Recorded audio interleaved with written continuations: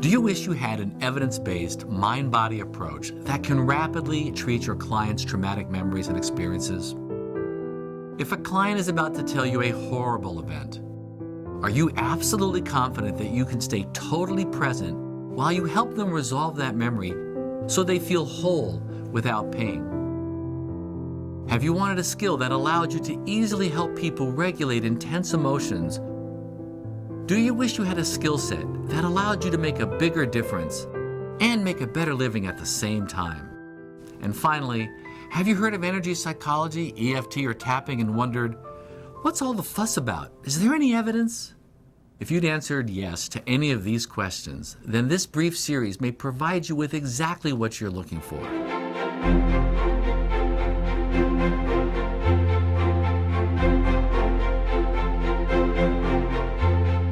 Hi, Dr. Bob Schwartz here. Welcome to ACEP's free mini course on emotional freedom techniques, or EFT, often known as tapping. It's an evidence-based mind-body approach for treating the effects of trauma and stress. You're going to learn about the considerable research supporting EFT's effectiveness, the neuroscience that underlies EFT's success, and how you can integrate EFT into your practice treating trauma, anxiety, chronic pain, and many other conditions. And you can also use it to help your clients improve performance in school, work, sports, and in many other settings.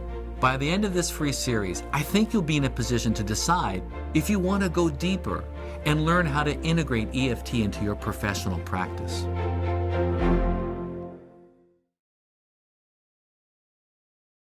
I've been a psychologist for over 30 years. I've always been an avid student, and I've always been attracted to the idea of integration and holism. Over the years, I've learned many different approaches, including psychodynamic, CBT, hypnosis, family therapy, meditation, and of course, energy psychology. I've written 2 books on treating trauma and 1 book on couples work. And it's been my privilege and honor to have taught therapists on 4 continents. I've organized over 25 conferences on treating trauma, brief therapy, Ericksonian hypnosis, and energy psychology. And since 2008, I've been the executive director for the Association for Comprehensive Energy Psychology, or ACEP, which is a nonprofit association of mental health and allied health professionals around the world. And now, I'm excited to be co-teaching ACEP's new online training on emotional freedom techniques. You know, I couldn't have predicted this journey. I remember being back in my dorm room in college reading Abraham Maslow's Toward a Psychology of Being. As the father of humanistic psychology, he talked about the organic urge toward growth within all of us. I was totally inspired. And that was the beginning of the path that has led me to you at this very moment. Imagine yourself completely confident in your ability to help your clients heal tremendous emotional pain and regulate their emotions, helping your clients rapidly heal trauma and PTSD. I'll give you a great example of this toward the end of this video. Imagine yourself integrating energy-based methods with other therapeutic approaches that you use, and comfortably talking with your clients and colleagues about the holistic methods you use and how they're supported by scientific evidence. And imagine yourself working with more inspiration and deeper intuition and connection. Energy psychology, including EFT, can help you get there. Energy psychology is a family of focused, brief, mind-body approaches to releasing stuck energy in the mind-body system that usually is the result of unresolved small t or big T trauma. Maybe you're thinking right now, but Bob, I don't specialize in trauma, so what does this have to do with me? It has everything to do with you in your practice. Stay with me and I'll tell you why. It's crucial to recognize that there's a broad continuum to what we refer to as trauma. It turns out that when you understand the full spectrum of trauma and its impact on the mind-body system, you realize that it's involved in virtually all emotional problems and a massive number of physical diseases as well. Furthermore, if you're familiar with the leading edge of trauma-informed work, as well as the underlying neuroscience, you know that it's crucial not just to work with people's cognitions and thoughts. You need to work with the mind and the body. And as it turns out, energy psychology in general, and EFT in particular, are incredible tools for working with your client's mind, body, and spirit. Energy psychology is evidence-based with well over 80 published studies, including 4 meta-analyses. And the vast majority of those studies are with the most widespread energy psychology approach, emotional freedom techniques, which, as I said, is often referred to as EFT or sometimes just tapping. As we teach it in ACEP's course for mental health professionals, nurses, and physicians, EFT is an exposure therapy that fits well within the framework of trauma-informed care, interpersonal neurobiology, and even polyvagal theory. Of course, it also fits well with classical Chinese medicine ideas. So, how do you think about trauma? What's a traumatic or a stressful event? And how are these things relevant to social anxiety, school or business performance, addictions, or even heart disease? And of course, how can EFT help heal all of these challenges? As I said a minute ago, there are big T traumas and little t traumas. Big T traumas are the types of horrible experiences that reliably disrupt the mind-body system for just about everybody. These include physical violence, war, sexual assault, incest, torture, and terrorism. We all get that. But many of us may not fully appreciate the role of little t traumas. A little t trauma is any stressful or negative event that is larger than the inner resources available to the person at the time. I've created a formula to help you visualize this, and you can see it on the screen. If the energetic intensity of an event is larger than the inner resources available to the person at the time of that event, it will create a disruption in the mind-body system of the person. This is symbolized by the electrical energy bolt. It's like a short circuit. In other words, the short circuit creates a little t trauma. And here's the thing. This disruption or short circuit can get stuck in the system. It can be there for years and even decades. And to make matters worse, multiple disruptions can cluster and build on each other. Now let me ask you a provocative question. Does the past have any impact on people in the current time? Yes or no? Does the past have any impact on you or me now? Yes or no? Choose your answer. Did you choose? I submit to you that the correct answer is no. The past has no impact on you or me in the current time. It's the memory or the representation of the past that impacts us. This isn't semantics.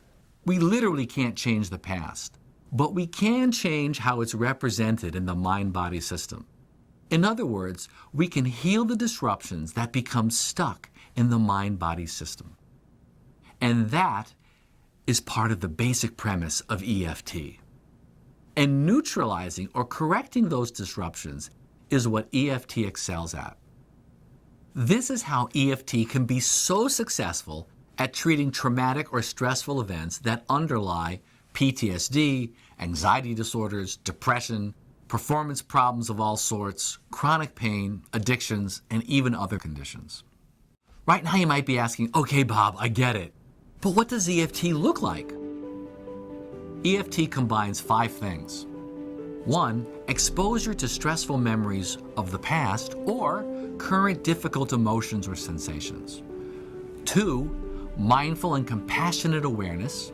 3, self-activation of the body's energy system by tapping on acupressure points. 4, specific ways of structuring the session to focus awareness that titrates the treatment dose. And 5, a great deal of therapeutic presence. It's very important to note that EFT is designed to be very flexible, gentle, and non-abreactive. One of the things I like best about EFT is that it's designed to make sure that people do not become overwhelmed with negative emotions, which is one of the problems with many other approaches. EFT can be used in 2 basic modes. One is a palliative mode, which is designed to rapidly reduce negative emotions and symptoms. This includes many self-help versions of EFT.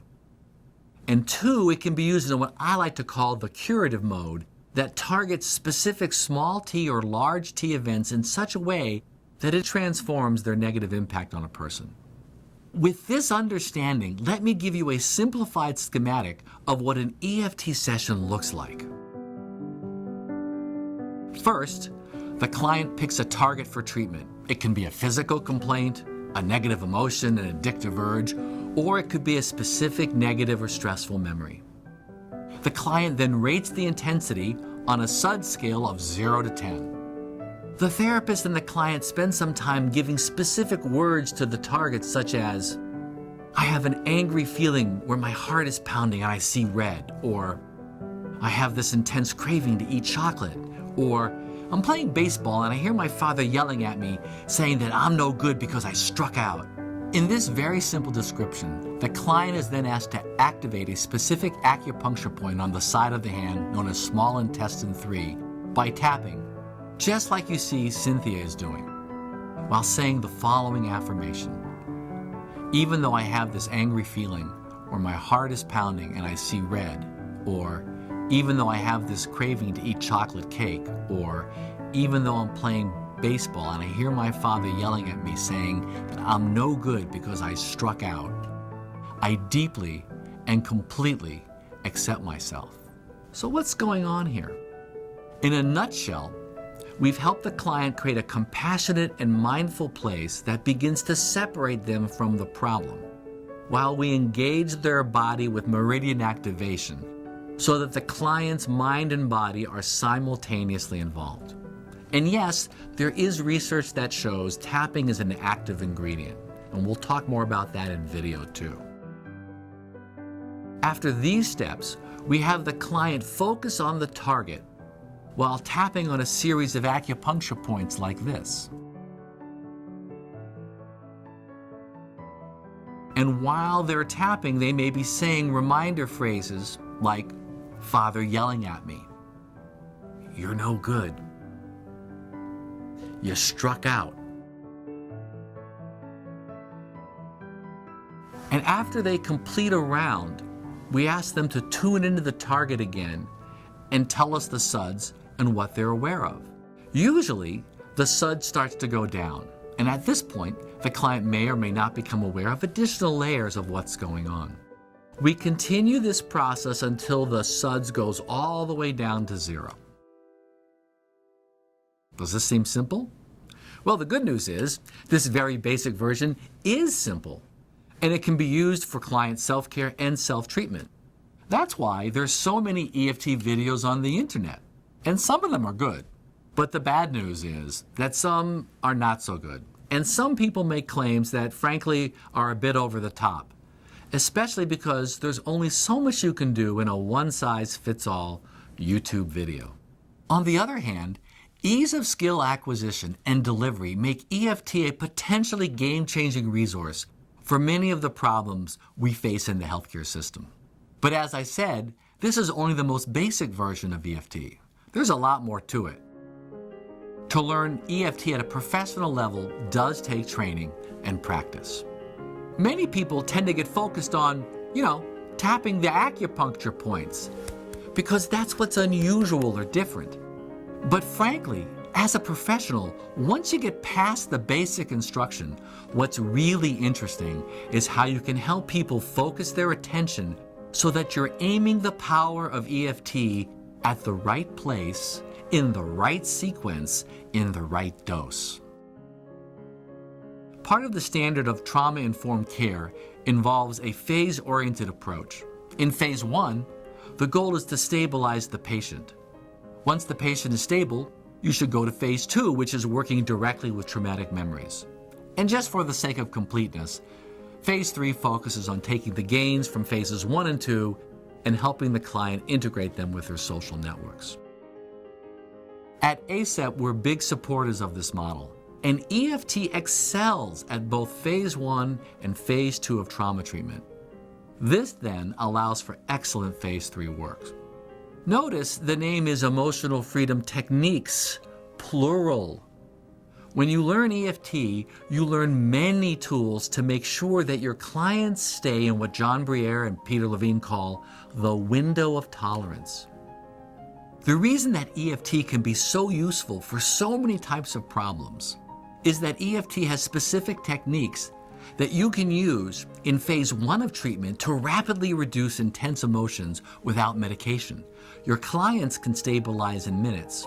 Then in phase 2, when you use EFT to work with stressful or traumatic memories, you have specific techniques that assure that your client stays sufficiently calm, allowing them to fully and safely process those memories. What's the result? They can heal. Clients spontaneously create new positive narratives about what the event meant in their lives and who they are.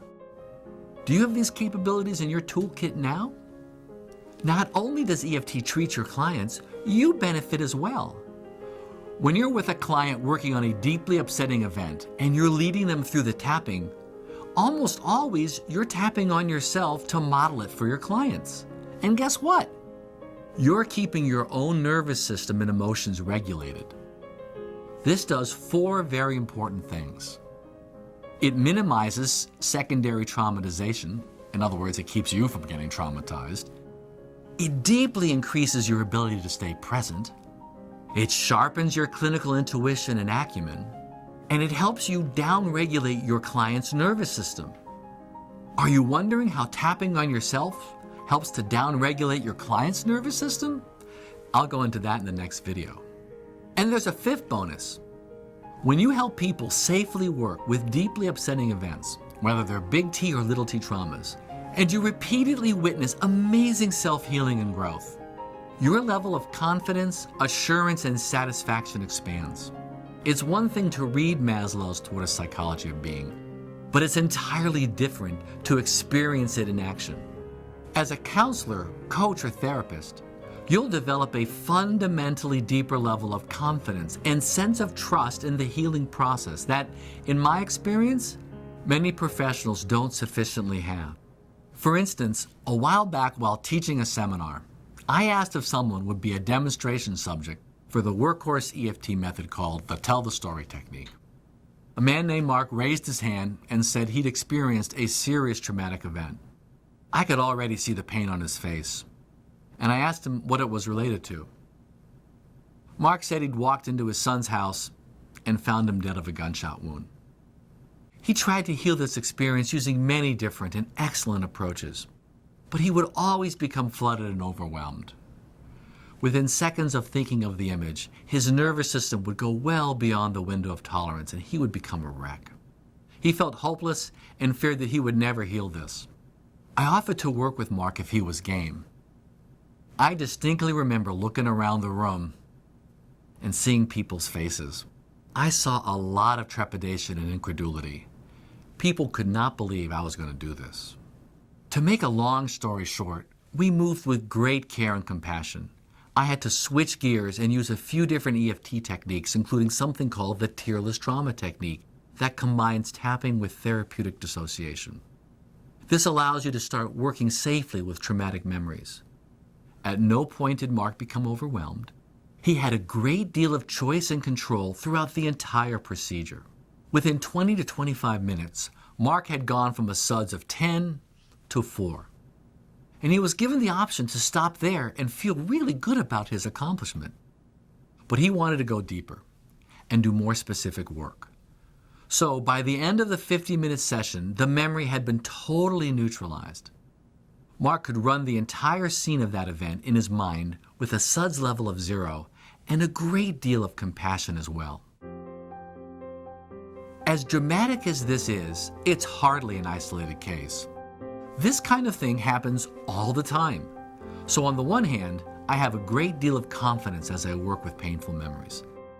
And on the other hand, I'm always in awe of the healing power released by this approach. And the best part is that this skill is teachable. Thousands of therapists know how to do EFT, and you can learn it too. EFT is robust. You can integrate it with any approach you currently use and use it with most types of problems. And the research supports this. Let me give you just a brief synopsis here, and we'll go deeper into the research in the next video. At the time of this filming, there have been 84 published studies using meridian tapping approaches and 43 randomized controlled trials. 98% of them have found positive results.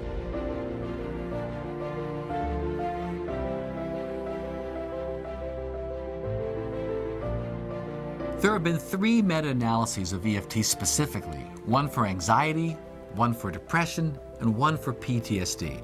They all showed large effect sizes, and the PTSD meta-analysis had a huge effect size.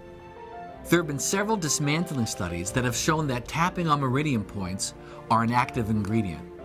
And keep in mind that all of these studies have been published in serious refereed journals.